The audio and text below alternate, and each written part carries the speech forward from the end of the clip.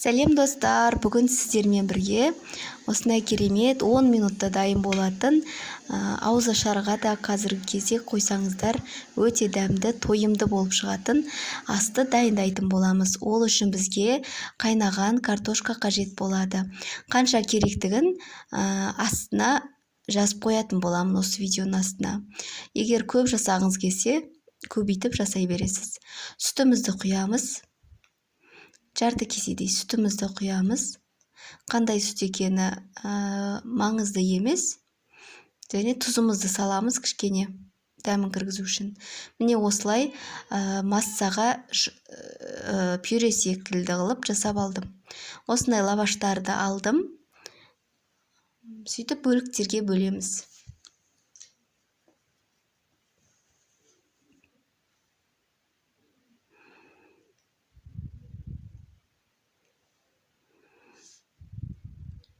Жасап көріңіздер, өте дәмді болып шығады. Бір жегеннен ақ таусылып қалатын болады. Тұзын дәміне қарай қосасыздар. Бұны сырмен, творогпен, фаршпен ауыстырсаңыздар болады. Кейін осы 2 жұмыртқамызды жарып, сүт құйып, жарты кеседей сүт құйып, тұзымызды салып, өстіп араластырып аламыз. Жақсылап ергенше араластырамыз. Оға дейін біз дабамызды қыздырып қоямыз. Дабаны қыздырмас бұрын осы нелерімізді, начинкаларын салып дайындап аламыз. Осылай.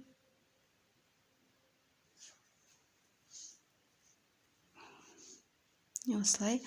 Арғы жағын сол жағына қарай дабаға салған кезде ол асты жабысып қалады, ол ашылып кетпейді. Ол жағын уайымдамасаңыздар болады.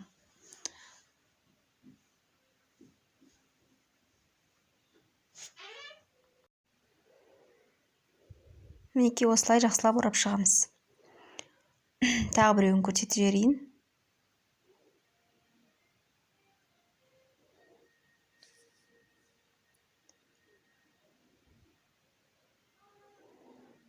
Міне осылай. Енді жұмыртқамызға малып, екі жағын аударып,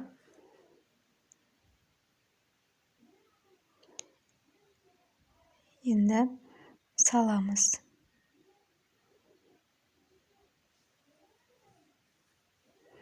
Тез-тезден піседі, сондықтан қарап тұру керек.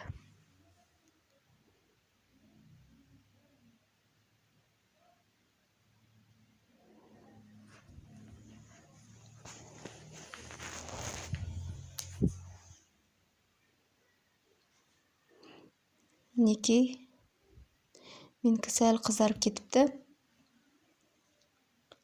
Сондықтан қарап тұру керек. Бұл тез ғана пісетін, тез дайын болады. Сондықтан қарап тұру қажет.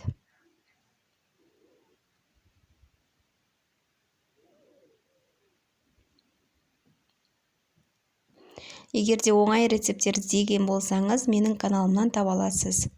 Менің каналымдағы видеолар ұнап жатса, лайк басып, комментарий қалдырып, менің каналыма тіркеліп, маған қолдау білдіре кетулеріңізді сұраймын.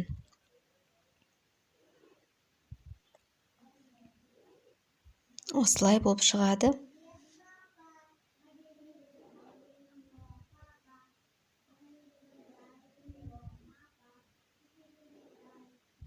Ыстықтай осылай ұсынсаңыздар, өте дәмді болып шығады. Мінекей қыздар, дайын болды. Сіздерге де жасап көруге кеңес беремін. Өте оңай, кез келген қыздардың қолынан шығатын осындай тіске басар ас болсын. Сіздермен болған мен Гүлнаш.